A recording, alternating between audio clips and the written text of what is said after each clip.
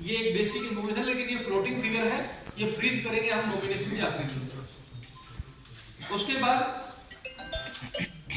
जितने भी हमारे बूथ हैं उन सब में जो अश्योर्ड मिनिमम फैसिलिटीज होते हैं AMF, वो लगभग हम लोगों ने पूरा कर लिया है। और अभी भी जो जहाँ पे कुछ गैप्स हमारे स्टैटिक मजिस्ट्रेट, सेक्टर मजिस्ट्रेट्स और सेक्टर पुलिस ऑफिसर्स हमारे लगे हुए हैं, जहाँ जहाँ से हमको फीडबैक मिलेगा उनको हम और दूर करने के लिए काम करेंगे। जहाँ तक EVM की बात है, हमारे पास में पर्याप्त EVM है। यहाँ पे जो FLC ओके हैं वो 2300 हमारे BU, 1950 CU और 2090 हमारे पास VVPAT है, जो लगभग 150% के आसपास की संख्या में है। मतलब जितना हमको चाहिए उससे 50% और अधिक हमारे पास में उपलब्ध है। तो किसी प्रकार की कोई समस्या EVM को लेकर नहीं है। जहाँ तक ह्यूमन रिसोर्स की बात है, जितनी हमारी रिक्वायरमेंट है उससे कहीं ज़्यादा हमारे पास में ह्यूमन रिसोर्स आज की डेट में अवेलेबल है। जहाँ तक RO, ARO, डिप्टी DO ये तो केवल 1 या 2 लोग होते हैं। सेक्टर ऑफिसर्स हमारे 105 चाहिए, हमारे पास 200 की लिस्ट अवेलेबल है जिन पे हम लोगों ने ट्रेनिंग कराई है। जहाँ तक प्रेजाइडिंग ऑफिसर्स हैं वो 1581 चाहिए, पर हमारे पास में 1968 अवेलेबल है। पोलिंग ऑफिसर्स 4700 के आसपास चाहिए, 6200 के आसपास है। इस प्रकार जो लगभग 7 से 7,500 के आसपास ह्यूमन रिसोर्स हमको चाहिए, उसके सापेक्ष हमारे पास 11,500 से 12,000 के आसपास की संख्या में ह्यूमन रिसोर्स अवेलेबल है। तो किसी प्रकार का उसमें कोई समस्या हमारे जनपद में नहीं है। उसके बाद ट्रेनिंग और कैपेसिटी बिल्डिंग, पहले जो प्री पोल ट्रेनिंग होती है वो हो चुकी है। ड्यूरिंग पोल जो ट्रेनिंग होनी है वो हमारा एक शेड्यूल अलग से जारी हो जाएगा, उस पर हम लोग यहाँ पे काम करेंगे। इसके अलावा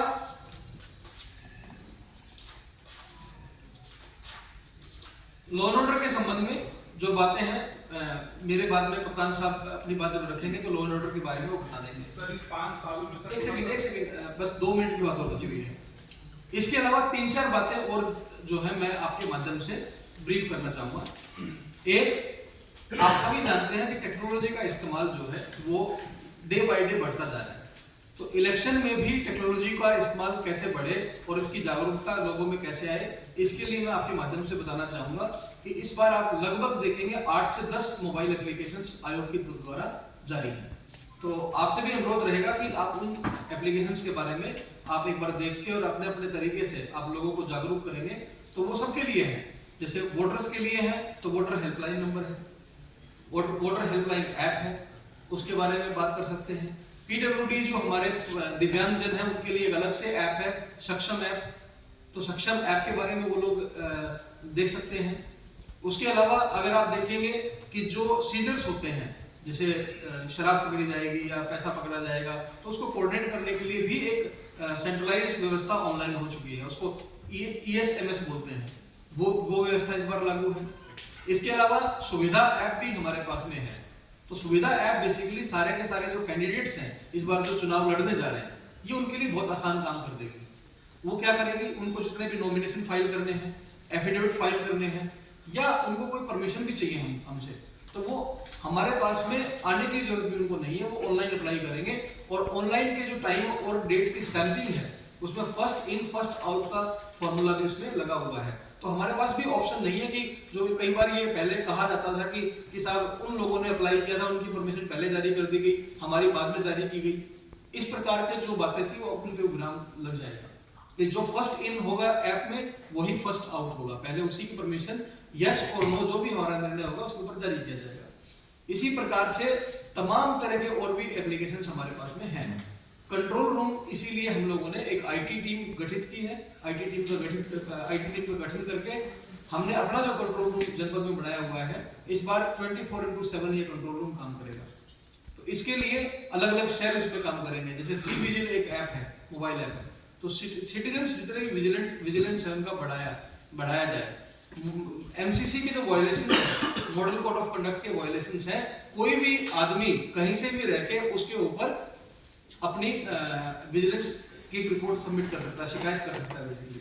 और उसमें एक नियम है कि 100 मिनट में वो कंप्लेंट हमें क्लोज करनी होती है।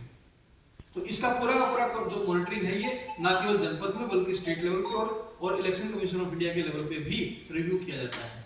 तो ये भी लोगों तक पहुंचने की जरूरत है कि अननेसेसरीली उनको कई बार पता नहीं होता कि हमें ये शिकायत, हमें कुछ दिख रहा है और कुछ गलत हो रहा है तो उसकी शिकायत कहाँ करें। तो सी विजिल ऐप जो है उसके ऊपर वो अपनी शिकायत कर सकते हैं। इन सारी चीजों को मॉनिटर करने के लिए, हर अलग अलग एक्टिविटी को कंट्रोल करने के लिए एक सीनियर अधिकारी की नियुक्ति यहाँ पे कंट्रोल रूम में की जा रही है।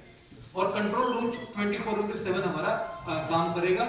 जितने भी वायलेशंस है वो हम वहां से मॉनिटर करेंगे। इसमें टेलीफोन भी हमारे लगे हैं, जो हेल्पलाइन नंबर है इलेक्शन कमीशन का वो भी अवेलेबल रहेगा।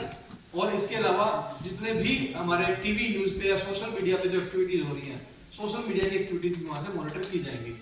एमसीएमसी कमेटी जो होती है वो मीडिया सर्टिफिकेशन के लिए, वो भी कमेटी यहीं से हमारा ऑपरेट करेगी। और पेड न्यूज या फेक न्यूज या इस प्रकार की जो तमाम इश्यूज हैं उनको हम लोग हैंडल यहाँ पे करेंगे।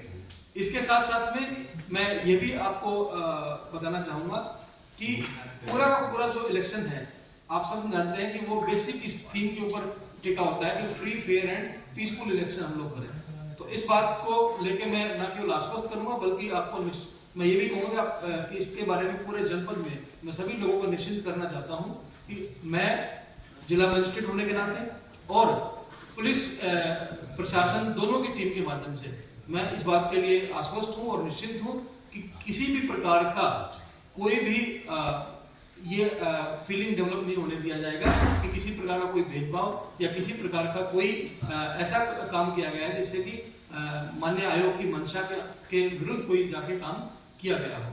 तो इस बात के लिए मैं सब लोगों को ये भी अपील करूंगा आपके माध्यम से कि वोटिंग परसेंटेज हमारे जनपद का जो कम रहता है उसको लेके मैं आपके माध्यम से भी चाहता हूँ। हालांकि स्वीप एक्टिविटीज हम लोग लगातार काम करेंगे और इस बार का जो हमारे जनपद का हमने थीम रखा है वो टारगेटेड स्वीप रखा है।